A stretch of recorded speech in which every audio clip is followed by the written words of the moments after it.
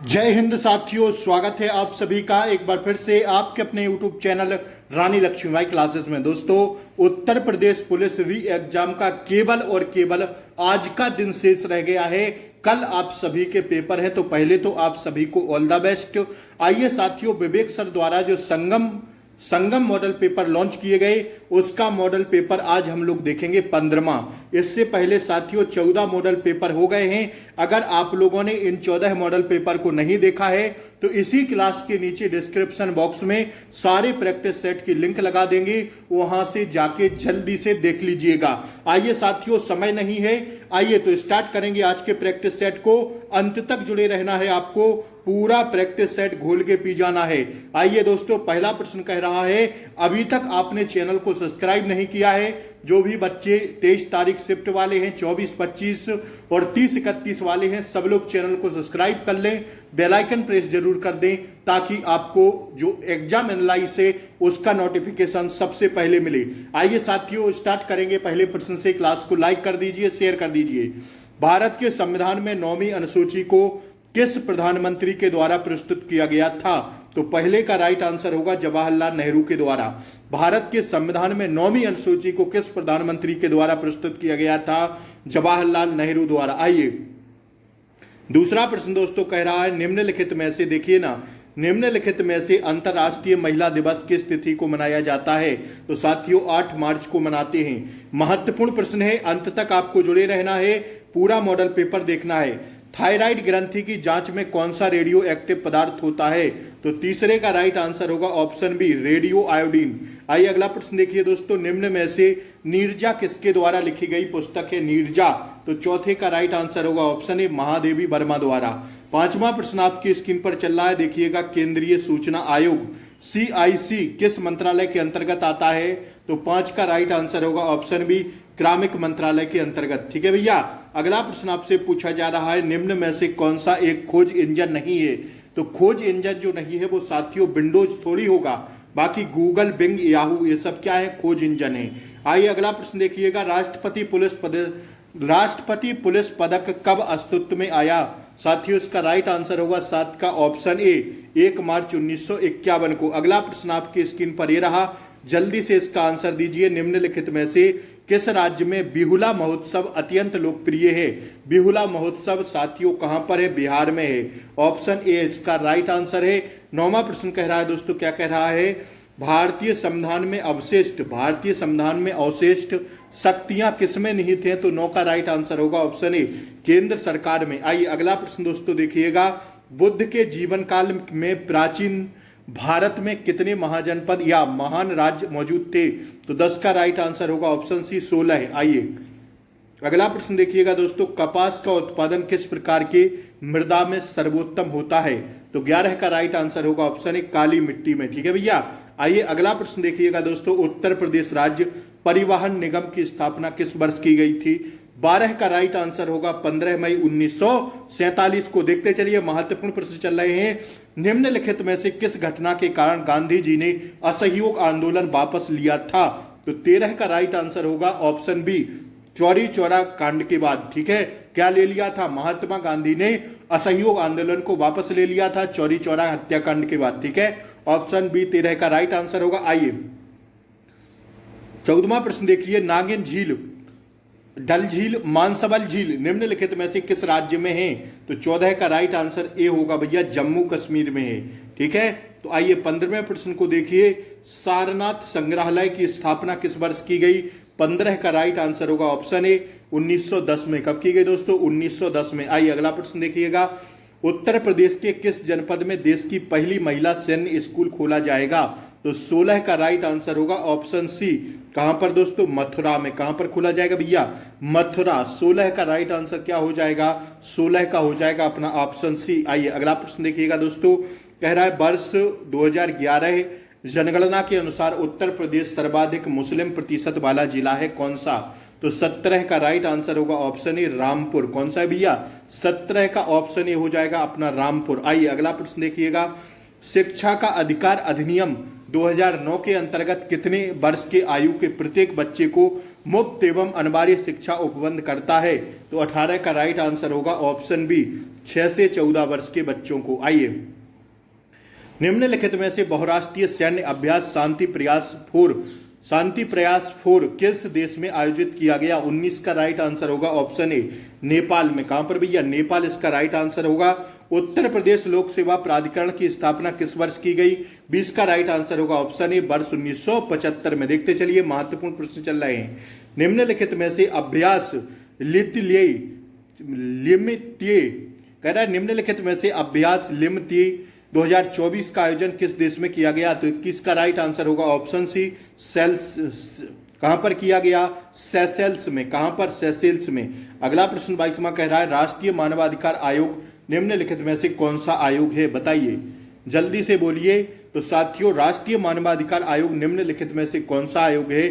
साथियों, इसका right answer होगा ऑप्शन डी। कौन सा आयोग है दोस्तों? ए जो है, ए और बी कौन सा है? संवैधानिक निकाय बहुपक्षीय संस्था। ऑप्शन डी होगा इसका राइट आंसर। देख लीजिएगा क्या होगा, ए और बी दोनों। Option D is the right answer. 22 हो गया ना। 23वां प्रश्न देखिए, निम्नलिखित में से किस पश्चिम एशिया देश में प्रथम बार हिंदी एवं रेडियो का प्रसारण किया गया? तो 23 का राइट आंसर होगा ऑप्शन ए, कुवैत में। अगला प्रश्न आपसे पूछा जा रहा है, निम्नलिखित में से वित्तीय कार्यबल FATF का अध्यक्ष किसे नियुक्त किया गया है? 24 का राइट आंसर होगा ऑप्शन बी, एलिसा डी एंडा को। ठीक है भैया, बी होगा इसका राइट आंसर। आइए, कजाकिस्तान की मुद्रा क्या है? मुद्रा और राजधानी रट के जाइएगा सारे देशों की, 2 नंबर पक्के होंगे। कजाकिस्तान की मुद्रा क्या है? 25 का राइट आंसर होगा भैया ऑप्शन सी, तेंगी। ठीक है, 25 सी हो गया। 26 देखिए, हरेला उत्सव किस राज्य में मनाया जाता है? तो 26 का राइट आंसर होगा ऑप्शन सी, उत्तराखंड में। देखते चलिए, महत्वपूर्ण प्रश्न चल रहे हैं। भारत के कुल क्षेत्रफल का लगभग कितने प्रतिशत भाग पर कृषि की जाती है? तो 27 का राइट आंसर होगा ऑप्शन ए, 51% पर। ठीक है भैया, ऑप्शन ए होगा अपना 27 का राइट आंसर। 28वां प्रश्न देखिए दोस्तों, चंद्रयान 3 चंद्र मिशन किस स्थान से प्रक्षेपित किया गया? तो 28 the right answer option A, SDSC Sriharikota से। किससे भैया? SDSC श्रीहरिकोटा से किया गया। 28 the right answer option A. आइए, अगला प्रश्न देखते हैं दोस्तों, भारत में अब तक कुल कितनी बार नोटबंदी हुई है? तो 29 का राइट आंसर होगा दोस्तों ऑप्शन सी, 3 बार। ठीक है, हाल ही में कब हुई थी? 2016, 8 नवंबर 2016। यूट्यूब किस वर्ष लॉन्च किया गया था? बताइए 30 का, ऑप्शन बी, 2005 में। कब किया गया था दोस्तों? यूट्यूब किस वर्ष लॉन्च किया गया था? जिससे आप लोग पढ़ रहे हैं यूट्यूब के माध्यम से, तो साथियों ऑप्शन बी, 2005 में लॉन्च किया गया था। याद रखिएगा इस ट्रिक से। निम्नलिखित में से कौन सी ऑन पेज गतिविधि है? बताइए, 31 the right answer option D, SEO। क्या है भैया? निम्नलिखित में से कौन सी ऑन पेज गतिविधि है? SEO। 31 the right answer option D होगा। ठीक है भैया, आइए बढ़े हम लोग अगले प्रश्न की ओर। आइए, 32वां प्रश्न देखिए। 32वां प्रश्न का 1885 में कांग्रेस के पहले अधिवेशन में निम्न में से कितने प्रतिनिधियों ने भाग लिया? तो 32 का राइट आंसर होगा भैया ऑप्शन बी, 72 प्रतिनिधियों ने। ठीक है, 32 का ऑप्शन बी हो जाएगा। 33 देखिए, भारतीय तटरक्षक बल के 25वें महानिदेशक के रूप में किसे नियुक्त किया गया? तो 33 का राइट आंसर होगा ऑप्शन बी, DG राकेश पाल को। आइए, अगला प्रश्न देखिएगा दोस्तों, दिसंबर 1885 में भारतीय राष्ट्रीय कांग्रेस की स्थापना किस स्थान पर की गई थी? तो 34 का राइट आंसर होगा ऑप्शन बी, बॉम्बे में। कहां पर की गई थी दोस्तों? बॉम्बे इसका राइट आंसर होगा 34 का। आइए, भारतीय नौसेना ने INS कृपाण को सेवा मुक्त कर दिया और इसे किस देश को सौंप दिया गया है? तो इसका राइट आंसर होगा 35 का ऑप्शन सी, वियतनाम को। कहां को साथियों? वियतनाम को सौंप दिया गया है। 35 का अपना ऑप्शन सी हो जाएगा। 36वां प्रश्न की आपकी स्क्रीन पर है, from inside the steel frame the memorials of an administrator पुस्तक के लेखक कौन है? 36 का राइट आंसर होगा ऑप्शन सी, अशोक पांडे। देखते चलिएगा। आइए 37वें प्रश्न को दोस्तों हम लोग देखते हैं, किस रिपोर्ट में अनुमान लगाया गया कि भारत की जनसंख्या 2060 के दशक के प्रारंभ में लगभग 1.7 बिलियन तक पहुंच जाएगी। इसके बाद इसमें गिरावट आएगी, 2060 के बाद गिरावट आएगी। देखिए कितना लंबा सोच रहे हैं भैया? ऑप्शन बी, विश्व जनसंख्या संभावना रिपोर्ट 2024 के अंतर्गत। ठीक है भैया, आइए 37 हो गया। 38वां प्रश्न आपके स्क्रीन पर ही रहा। निम्न में से किस ब्रिटिश वायसराय ने 1905 में बंगाल विभाजन किया था? तो 38 का राइट आंसर जाएंगे भैया ऑप्शन ए, लॉर्ड कर्जन ने। तो साथियों यहाँ हमारा जीके का टारगेट समाप्त होता है। 38 में से वीडियो रोकिए और जल्दी से लिखिए कि आज 15वें मॉडल पेपर में आपका जीके का टारगेट कितना रहा। अब हम लोग हिंदी के प्रश्नों को देखेंगे। आप सभी लोग जल्दी से क्लास को लाइक कर दें, चैनल पर नए हो तो सब्सक्राइब कर लें, ठीक है, उसी में आपका फायदा रहेगा। आइए 39वां प्रश्न कह रहा है, निम्न इनमें से कौन सी भाषा भारतीय संविधान की 8वीं अनुसूची में शामिल नहीं है? भारतीय संविधान की 8वीं अनुसूची में सभी भाषाओं को शामिल किया गया है, ठीक है, सभी भारतीय भाषाओं को, लेकिन बताइए इसमें कौन सम्मिलित नहीं है? तो 39 का राइट आंसर जाएंगे ऑप्शन बी पर, भोजपुरी अभी नहीं हुई है, मांग कर रहे हैं लेकिन अभी नहीं हुई। निम्न में से गंधर्व का अनेकार्थी शब्द बताइए। 40 का राइट आंसर होगा ऑप्शन सी, खग। ठीक है भैया, गंधर्व का अनेकार्थी खग होगा। 40 का ऑप्शन सी होगा अपना। 41, निम्न में से उपसर्ग रहित शब्द है कौन सा? बताइए। जिसमें उपसर्ग नहीं लगा है वो है सुरेश, सुरेश में कोई उपसर्ग नहीं लगा है, डी होगा 41। 42 देखिए, निम्न में से कौन सा विलोम युग्म सही नहीं है? बताइए। 42 the right answer option D, छत का विक्षक्त नहीं होता, छत का विक्षक्त नहीं होता। ठीक है भैया, डी वाला सही नहीं है। बाकी अज का विग, अंत का आदि, अथ का यति सही है। ठीक है, बताइए। 43 बताइए जल्दी से। 43 कह रहा है दोस्तों, मैं रामायण नहीं पढ़ सका, वाक्य में कौन सा वाच्य? मैं रामायण नहीं पढ़ सका, बोलिए कौन सा वाच्य इसमें? तो 43 का राइट आंसर होगा ऑप्शन बी, कृतवाच्य। पर्याय शब्दों का कौन सा समूह सही नहीं है? बोलिए, पर्यायवाची शब्दों का कौन सा समूह सही नहीं है? तो ऑप्शन सी वाला नहीं है, काम, कंदर्भ, मरीच, इस वाला सही नहीं है। बाकी बाटका, पुष्पधान, फुलवारी ये सही है। सरसिज, अरविंद, नलिन सही है। कदली, भानुफल ये केला के हैं, कदली, भानुफल, गजबसा। ठीक है, आइए। तो गुरुजी 44 में सी वाला सही नहीं है। आइए 45वां प्रश्न देखिए, दिए गए शब्द युग्म के सही अर्थभेद का चयन कीजिए। निमित्त और नमित्त बताइए। 45 ऑप्शन बी होगा, हेतु का झुका हुआ सही नहीं है, का अर्थभेद का चयन करें। देखिए कह रहा था, ऐसा नहीं, ऐसा कह रहा था दोस्तों, दिए गए शब्द युग्म के सही अर्थभेद का चयन कीजिए। निमित्त मीन्स होता है हेतु और नमित्त मीन्स होता है झुका हुआ। ऑप्शन बी होगा इसका राइट आंसर। 45 का क्या होगा? Option B. 46 देखिए, आइए। दिए गए वाक्यांश के लिए उचित शब्द बताइए। किसी बात पर बार बार जोर देना उसे क्या कहते हैं? 46 ऑप्शन डी कहते हैं, आग्रह। निम्नलिखित में से कौन सा शब्द द्रव्यवाचक संज्ञा है? 47 ऑप्शन सी, ठंड क्या है? द्रव्यवाचक संज्ञा है। ठीक है भैया, ठीक है दोस्तों, क्या होगा? 47 का अपना क्या होगा? 46 का साथियों चमड़ा होगा। 46 का क्या था? डी। 47 सी होगा, चमड़ा। द्रव्यवाचक में यार ठंड थोड़ी आ जाएगी, ठंड, मिठास, खटास ये नहीं आएंगी, ये तो स्वाद की वाली चीजें हैं। चमड़ा आएगा द्रव्यवाचक में। ठीक है, 47 हो गया ना, 47 का सी होगा। आइए 48 देखिए, निम्नलिखित में से कौन सा शब्द देशज है? देशज बताइए। 48 ऑप्शन सी, धड़ाम देशज शब्द है। 48 सी। 49 बताइए, निम्नलिखित में से कौन सा निजवाचक सर्वनाम का उदाहरण नहीं है? तो 49 का ऑप्शन बी हो जाएगा, यह कोई आज की बात नहीं है। यह साथियों निजवाचक सर्वनाम का उदाहरण नहीं है। ऑप्शन बी होगा 49 का राइट आंसर। आइए 50वां प्रश्न देखिएगा, निम्न में से कौन सा तद्भव शब्द है? तो 50 का ऑप्शन डी हो जाएगा, गेरु क्या है? तद्भव है, बाकी सब तत्सम है।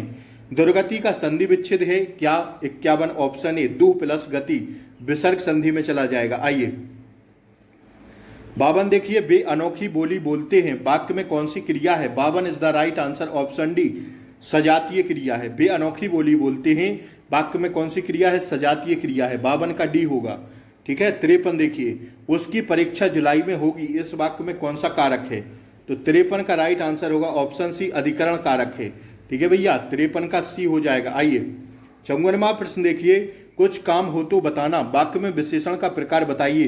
कुछ काम हो तो बताना, वाक्य में विशेषण का प्रकार क्या होगा? चौंगन, ऑप्शन बी होगा सार्वनामिक विशेषण।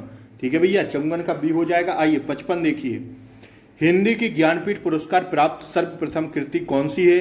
तो 55 का राइट आंसर होगा ऑप्शन सी, चिदम्बरा। देखते चलिए, ठीक है, 55 का क्या होगा? सी। आइए, कुछ काम हो तो बताना, इसमें कौन सा विशेषण है? सार्वनामिक। चौंगन का बी बता दिए ना, 55 सी। 56 देखिए, आइए, चांदी का जूता मारना, मुहावरे का अर्थ बताइए। 56 का राइट आंसर ऑप्शन ए होगा, रुपए के बल पर दबाना। ठीक है, आइए 57 देखिए, 56 क्या हो गया? Option A 57। दिए गए विकल्पों में से पंचतत्व का कौन सा समास है? पंचतत्व में कौन सा समास है दोस्तों? 57, ऑप्शन सी, द्विगु समास। पंचतत्व 5 तत्वों से बना समूह। ठीक है साथियों, तो जहां प्रथम पद संख्यावाची दिखाई दे वहां पर दौड़ के द्विगु समास लगाइएगा। नवरत्न, त्रिफला। ठीक है भैया, त्रिफला नहीं होगा, अष्टक। ठीक है, तो साथियों जहां पर आपको प्रथम पद संख्यावाची दिखाई दे वहां द्विगु समास लगा दीजिएगा। ठीक है भैया, सी होगा 57 का राइट आंसर। 58 देखिए, उल्टी गंगा पहाड़ को चली, लोकोक्ति का अर्थ बताइए। 58 ऑप्शन डी होगा, असंभव या विपरीत कार्य। असंभव या विपरीत कार्य, उल्टी गंगा पहाड़ को चली, लोकोक्ति का अर्थ बताइए। असंभव या विपरीत कार्य, 58 ऑप्शन डी होगा। ठीक है, आइए, वह निसंदेह मेरी बात सुनेगी, इस वाक्य में किस प्रकार के क्रिया विशेषण का प्रयोग हुआ है? तो 59 का ऑप्शन डी हो जाएगा, रीतिवाचक क्रिया विशेषण का प्रयोग। 59 का क्या है? ऑप्शन डी है। 60 देखिए, वह दिए गए शब्द में किस विराम चिन्ह का प्रयोग नहीं किया गया है? नीचे दिए गए वाक्य में किस विराम चिन्ह का प्रयोग नहीं किया गया है? स्वामी विवेकानंद ने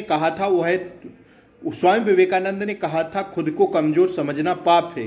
इसमें बताइए कौन सा विराम चिन्ह नहीं लगा है? मतलब स्वामी विवेकानंद ने कहा था, तो इसमें साथियों जो नहीं लगा है वो उद्धरण चिन्ह नहीं लगा है। ठीक है भैया, ठीक है, 60 का ऑप्शन बी होगा। आइए 61 देखिए, निम्नलिखित वाक्यों में से अशुद्ध वाक्य का चयन कीजिए। जो इसमें अशुद्ध है वो हो जाएगा ऑप्शन बी, डाकुओं की मंडली कल रात इधर से ही गुजरी थी। यह क्या है? अशुद्ध है। डाकुओं की मंडली कल रात इधर से ही गुजरी थी, ऑप्शन बी वाला अशुद्ध है। ठीक है भैया, अशुद्ध वाक्य पहचानना था, तो ऑप्शन बी हो जाएगा 61 का राइट आंसर। 62 देखिए, निम्नलिखित विकल्पों में से स्त्रीलिंग शब्द का चयन करें। चरित्र, नयन, सरोज और नाक, बताइए स्त्रीलिंग क्या होगा? 62 ऑप्शन डी, नाक जो है स्त्रीलिंग है, बाकी सब क्या है? पुल्लिंग। आइए, कहती हुई यों उतरा के नेत्र जल के भर गए, हिम के कणों से पूर्ण मानो हो गए पंकज गिनए। इसमें बताइए क्या होगा? कौन सा अलंकार है? कहती हुई यों उतरा के नेत्र जल के भर गए, हिम के चलंग कणों से पूर्ण मानो हो गए पंकज नए। साथियों इसमें अलंकार है कौन सा? 63 का राइट आंसर ऑप्शन सी होगा, उत्प्रेक्ष अलंकार। आइए अगला प्रश्न देखिए, उसने मेज पर पेन रखा होगा, इसका किस काल का उदाहरण है? तो 64 का राइट आंसर ऑप्शन सी होगा, संदिग्ध भूतकाल का उदाहरण है। ठीक है दोस्तों, 64 का सी होगा। आइए 65वें प्रश्न को देखिए, या मुरली मुरली धर की अधरा, न धरी धरायन धरोगी।